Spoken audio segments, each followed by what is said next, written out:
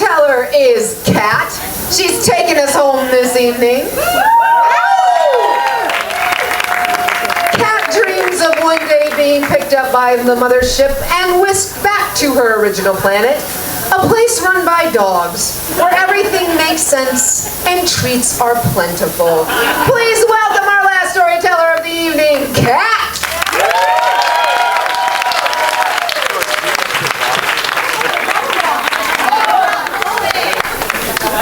That was pretty awesome. Thank you, Mel. Let's keep it going for Aaron. Thank you, George. And Aaron, I swear to God, I hope I never wake up on a trailhead to see you standing above me with a needle like this. Thank you all for coming. It's great to be back live and to see everybody. So thank you for coming out. Y'all, I just had, I don't know what happened, but it was the weirdest damn dream I had the other night. It started out pretty normal. I'm dangling off the edge of a cliff with a parrot on my head. And then shit got weird. I was driving all over town looking for toilet paper. And it was the same thing. Store after store was nothing but empty shelves. And I thought, well, I've been in this dream a while, and maybe I should wake myself up, because generally when toilet paper makes an appearance in a dream, it's a sign from the universe that you might want to wake up. But then it turns out they found all the toilet paper in a basement in Jersey. And then the dream changed again. And I was at work, but they were telling us all we needed to go home because apparently China had made a virus, and it was on its way across the ocean in a cargo ship, or something like that. And I thought, it'd have to be a really big container to have enough for all of us. Turns out it was.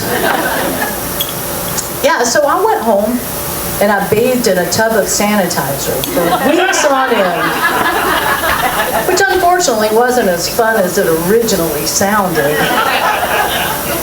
But then in the meanwhile, like, the birds got really loud outside because planes stopped flying and cars stayed parked. And it was so nice and quiet for a while. But then people started to get sick and die.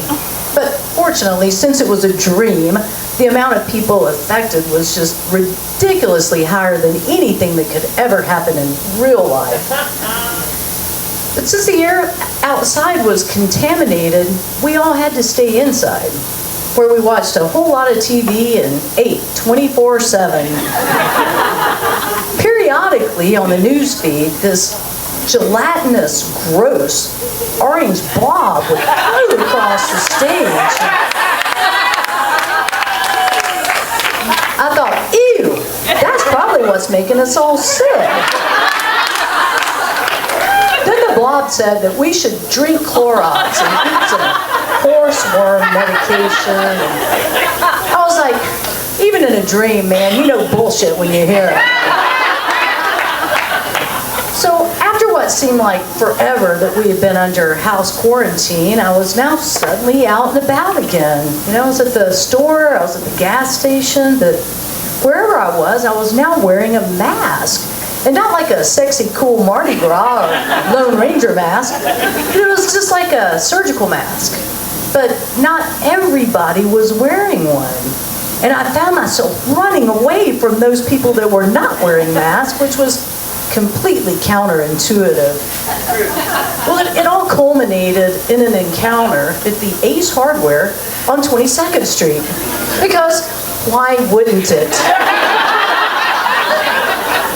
A hummingbird had sent me to the store to buy it some food, and I found myself on an aisle with two no-maskers. We exchanged pleasantries.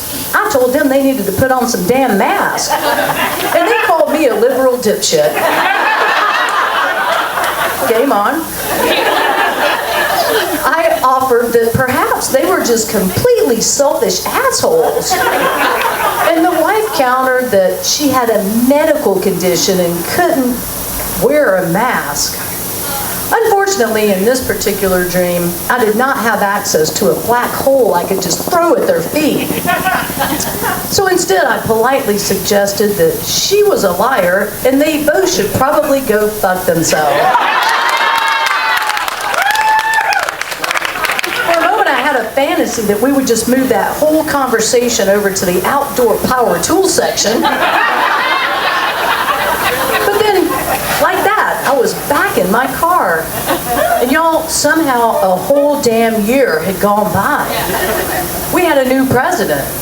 And the people with all the guns were really upset about that. So they threw a big party at the Capitol building.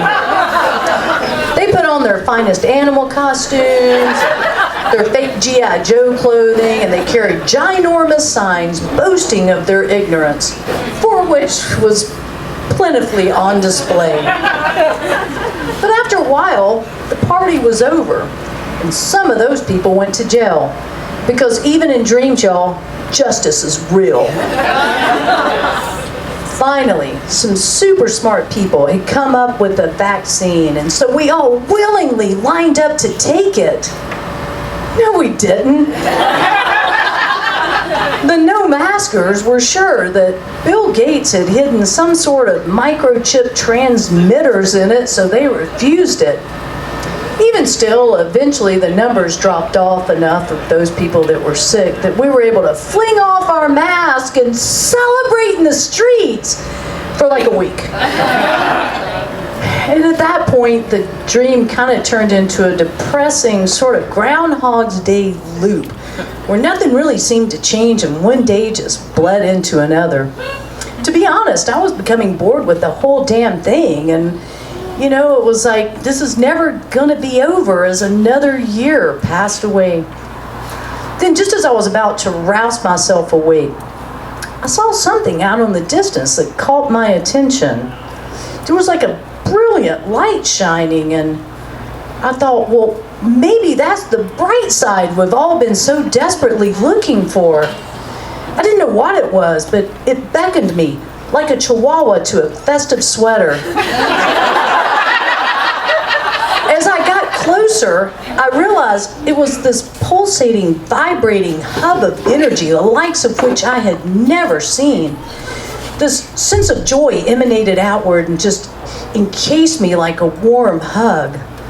Laughter and the sweet sounds of profanity, spoken with a level of gusto one rarely gets privy to, spilled forth in great bursts from this holy grounds. I knew it was a special place, and I never wanted to leave. As I stood there basking in the glow, a butch little angel descended from the sky and hovered over me. Is this heaven? I asked her. No, she said, it's pickleball.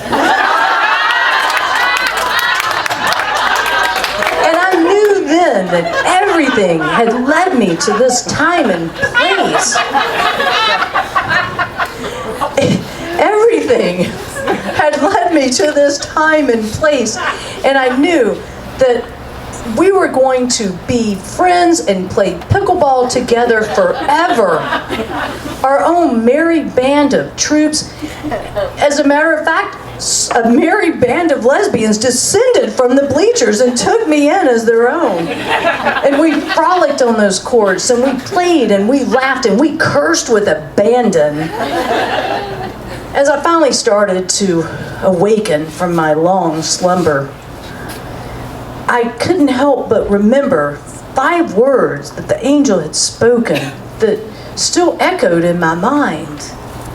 Pickleball, she said, can save you all. Pickleball can save you all. Thank you guys for listening.